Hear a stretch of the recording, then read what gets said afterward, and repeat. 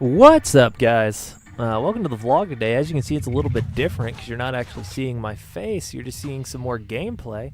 And that's because I want to talk a little bit about Fortnite and its design. So you'll see in a second, I'll start circling some of these things. Tilted Towers, Salty Springs, Fatal Fields, Lucky Landing, and so on. And I really like this design choice, right? Everything's in alliteration, so everything's really snappy and quick to say. So when you're making a call out, go Dusty, go Salty, go Shifty. It all has very good, adjectives at the beginning that, several of these are already in the gaming lexicon, right? You have Tilted, Salty, Lucky, Fatal. Those are a little bit more of a stretch, but it's something that is easily identifiable to people who are playing games, and it's something easily sayable for people who aren't necessarily inundated in that culture, right? So anyone can say, go to retail, go to tomato, go here, go there. And so when you compare that to something like PUBG that has like these more realistic, like gritty foreign names that as a person who lives in America and only speaks English might be more difficult to say. And you might come up with your own names for it. You might just call it the school. You might just call it, the bunker or whatever. It creates a sort of unifying thing where you could pick up a game with anybody and say, hey, we're going to drop tomato, and everyone knows what you're talking about, right? And so I really like that because one of the biggest things that I like about Fortnite and its design choices is accessibility, right? Everything in this game, I just ate some damage there on accident, but everything in this game is very accessible, and the skill gap comes with playing time. The skill gap comes with understanding the mechanics better rather than an inherent skill curve in just being able to play the game, which I really appreciate. One thing is that's instantly different and was noticeable in terms of accessibility for this over PUBG would be the loot system, right? So PUBG, you have a backpack which can carry a certain amount of items. You can level up that backpack by getting different backpacks off of drops. You have different armor. You have different levels of different armor. Then you have several different types of guns. You can only carry certain amounts of certain types of guns, and how do you know if a Tommy gun is better than an M4 or if an AK is better than a pump shotgun? Or there's no readily identifiable way to know these things in PUBG, know something's rarity, know if you've gotten a quote-unquote good drop or not, right? Whereas Fortnite sort of lends itself more to the same loot system that RPGs have been using for decades, which is, the gray, blue, or gray, green, blue, purple, gold hierarchy. So I'm going to pause for a second. I want to talk about this real quick. So building is a differentiator on Fortnite, right? And I'm an idiot here, and I started shooting at him with a fucking TAC SMG from like 50 feet away instead of just continuing to crouch up on him. But, he built up there because he saw some items probably that he wanted to get. And I can hear that he's moving around in here, but he went in the other door. I'm going to take a little bit of damage here, but I'm going to fucking annihilate him. It's like he fucking misses his first shot with a body instead of a headshot.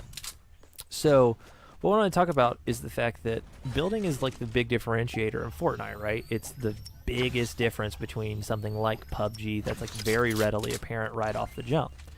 And yet it's also something that is both a benefit and a hazard, right? You'll see probably, more advanced players, right? When they're getting materials, they won't knock down the tree all the way because they don't want to be seen running around. If they're building on a mountainside, they'll build it, as close to the mountain as they can see, so they're hiding their ramps as much as possible. And the only reason that I even knew that that guy was here, because I didn't hear any footsteps for a while, is because of the building. So while it can be an advantage, a lot of the times it can also be a detriment, because you don't know when people are going to be sort of skulking about and seeing your building and be able to come up on you like I just did. And so I love when that happens. That's something I do all the time, which is I'll be holding down R to heal, and I'll fucking hold it down for too long, so I fire my weapon a couple times because I'm a fucking pleb. But right now I notice that the wave is on top of me, and it's also on top of Moisty Mire, which is another one of my favorite places to loot. So I have like the perfect drop right now for going prison, right? You loot the prison, you grab, you know, I got a chug jug, which is kind of incredible. That's a fairly rare drop, as you can see by its goldness. I got a purple minigun, but I already have a gold minigun, so I know that, you know, gold is better than purple. That's instantly identifiable, right? And instead of having like, you know, I could put a different scope, or I could put a stock or a handle, or I could, you know, increase its mag capacity. Instead of having those differences in kind in the customization of your weapons and then restricting what combination of weapons you can have, which is what PUBG does, Fortnite decides instead to say, you can have 5 of anything. If you wanted to run around with 5 healing items, you could. You're probably going to die, unless you're, you know, a pro tier, no weapons run fucking streamer. But, you know, you could have 5 healing items. You could also have 5 shotguns. You could have 5 assault rifles if you found them right. There's no limit to the combination of things that you can have, other than the fact that, like, some healing, or all healing items do have a limit of, like, things that you can stack, right? So right now I have 4 bandages. You can only have 15 bandages. You can only have 10 small health pots, 2 big health pots, yada yada. But, with the actual combo of things that you can do, it's fairly boundless, right? And so what it becomes is sort of this decision-making process of like, I need a long-range weapon, I kind of need a mid-range weapon, maybe I need a short-range weapon, or, you know, there's also the school of thought of like, all right, if I had 2 assault rifles, then I can, you know, switch between an assault rifle and a, another assault rifle instead of reloading, right? So then, you know, there's less downtime if you get into a firefight. But now that you have 2 assault rifles, do you sacrifice a slot for a healing item you might have wanted to pick up, or do you sacrifice a slot for another weapon? And so what that does is it just creates something that's very easily pick up and play, right? Those sorts of decisions come with time, and those sorts of decisions come with a little bit of skill increase after you've played the game for a while. Whereas with PUBG, you know, you sit down, you grab a weapon, you're like, I guess this is okay. It's an AK. And then you find out, like, oh, I needed a scope and I needed this right stock to really make this good at this range. Whereas you can pretty instantly know from the tooltips on this, right? I'm not really looking at them because I'm going pretty fast, but it shows you ranged assault and it shows you what weapons it's using. And so I feel like it's way more readily apparent in this what guns are good, what guns do, and there's no, like, if I hear a certain shot, right, I know someone's shooting at me with an assault rifle. I know how much damage that does. I know how quickly it shoots, generally speaking. And I know a lot of things about it because there's not 500 different assault rifle combinations, because there's, you know, different scopes or different stocks or different, you know, I know that they all shoot 30 bullets. Not that I'm pro enough to be counting out 30 shots, right? But, like, you know, you can kind of, like, get a feel for how many shots they've taken, and you can know, like, okay, they're probably getting low. There's also some sound, really, really good sound design on when weapons get low, that other players can hear as well. So it's just one of those things where it just creates this sort of perfect storm, pun intended, of being able to pick up and play, right? For me, there's a lot of similarities between PUBG and Fortnite to Dota and League of Legends, and it's part of the reason why I think Fortnite has picked up so much steam and why League of Legends obviously picked up so much more steam, right? And I think it's that accessibility, that easy jump in, jump out playability, to where you have a wide sort of dearth of player skill, right? You have people who probably jump tilted every single time, go in, have fun, fucking get a kill 1 every 5 matches, but then maybe they pop off and they get, you know, 5 kills at tilted and they're losing their shit, right? And then you have people like me who I prefer to do a strategy called Ride the Wave, where basically you just literally ride the storm into, you know, different areas, and so it's a lot more stealthy, it's a lot more in my opinion, a lot more tactful. It's a lot more tactful, Jesus, than necessarily just, like, you know, being aggressive and gunning.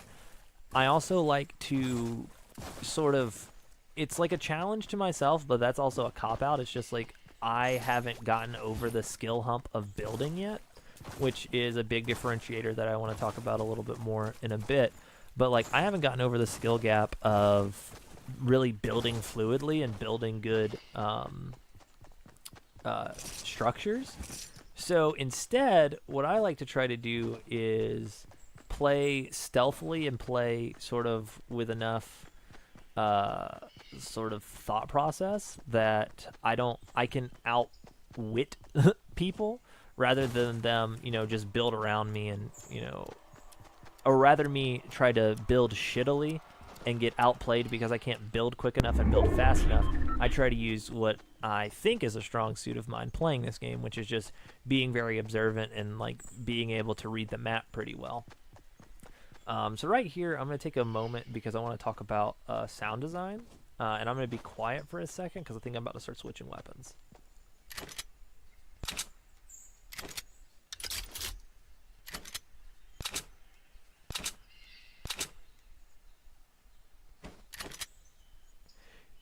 And so as you can hear, right, every single weapon archetype has a unique sound, right? And it's not just you that can hear that, right? If someone's in close enough proximity to you, they can hear that. So you can actually distinguish when someone's running up on you and they switch to a shotty from when someone's a little bit farther away from you, maybe they swap to an AR. You can actually, in a situation like, for instance, if there was somebody in this building with me, right, and I could hear their footsteps, and I switch to a shoddy, they would be able to hear that, and they might adjust their game plan accordingly. Maybe they adjust to a shoddy, maybe they back up and try to get some distance on me, and they burn me down with an AR. There's a lot of different things that you can do with that, and sound design is something that Fortnite does maybe better than any game I've ever played, or maybe it's readily noticeable to me, so I understand like the importance of it so much more. But when you're talking about spatial sound design, when you're talking about a different sound design between, you have different sound designs in, like I said, like when you're running out of ammo, reloading, the different sound design between opening a chest when a chest hasn't been opened, opening a crate, when the crate lands, when someone dies. All of these sounds are very easily identifiable, and so it gives you all of this sort of tangential information for you to absorb and for you to sort of make your battle plan, right? And for you to be able to sort of, get into a more productive headspace. And so I was just showing the map there for a little bit because I wanted to point out kind of where that map is honing in on, right? So you notice it's coming in on Fatal, a little bit out of Salty, but not really enough for it to matter out of Salty, and then also going on that mountain.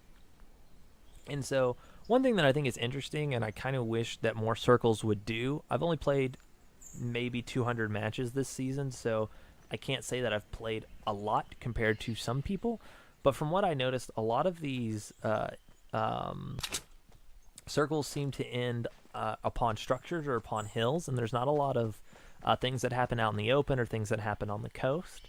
And that's my one thing that I kind of wish would happen more, because in PUBG, when something ends in the coast or something ends in the middle of the field, right, it's basically just a fucking free-for-all. At that point, your skill gap is purely, are you good enough with the weapons? Like, are you good enough at sneaking in on people? Like, it's purely your skill, I guess, in the mechanics of the gunplay.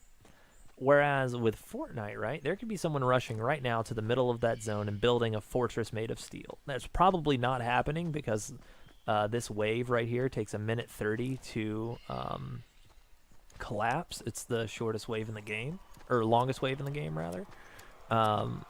So it's probably not happening, but it could be, right? And so what it gives you this ability to do is when these circles close in on open fields, it makes it interesting, right? It's like, do you crouch up like I'm doing and kind of don't build and try to, out maneuver, outflank, and sort of outgun people, or do you build a fucking crazy structure and then, sort of sit in your tower and wait for people? And we'll talk about in a little bit the differences between those things, but I gotta grab this chest. This is the only time I build this whole match, is just to grab this chest. Paid off a little bit because I get a green AR, so I'll take that. You'll notice I left that big health pot behind, and I guess since I'm gonna ride this wave in, and you'll see we're about to have some downtime, something else I wanted to talk about is the design of healing items, and I don't have any comparison to PUBG because I actually don't remember what the healing items are like in PUBG. I know they have like energy drinks and bandages and stuff. But for my money, Fortnite has a pretty good system, a pretty interesting system. I'm checking right here to make sure I'm going to be in the zone all the way up this little cliff and just kind of looking around. But so right now I have the most quote unquote powerful healing item in the game, right? It restores 200 because it restores full health and full shield. And in this, shield and health both deteriorate at the same rate, except for fall damage and storm damage. That only takes health, it doesn't take shield, which is like sort of another component you can build into your gameplay. But so that is 200 and it takes 15 seconds to pop.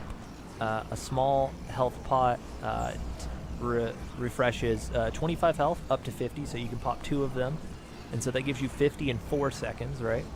And then you can do a big health pot, which will get you to 100. So you could do 2 of those. They're 5 seconds apiece, so you'd have 100 in 10 seconds, right? And so you can obviously see, right, if you could pop 4 small health pots, then big health pots wouldn't even be necessary because you could pop, 4 of those in 8 seconds and be finished at your 100 shield quicker than with a big shield. You also have Slurp Juice, which I left behind over there. That also takes 2 seconds to activate, but it does Radiant over time. I think it's 5 seconds, maybe 10 seconds for you to get 25 shield and 25 health. Which is nice, for instance, because bandages only allow you... Bandages are 3 seconds apiece, and they only allow you to go to 75 health. I'll pause right here to let you know I'm trying to use the clipping on the camera just to look out and see if I can see anybody. Don't really see anybody. It's kind of hard to even see from this angle anyone because I'm below everyone else. So it didn't really work out, but it was just a thought. So...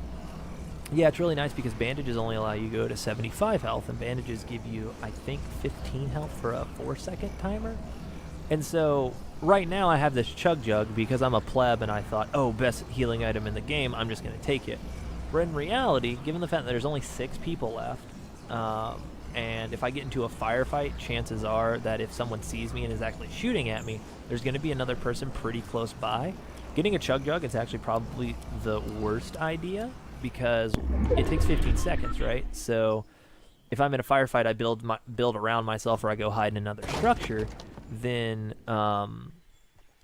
there's the chance that someone sees me building. There's a chance that someone hears the firefight and looks at me and knows that I'm going to be trying to heal up.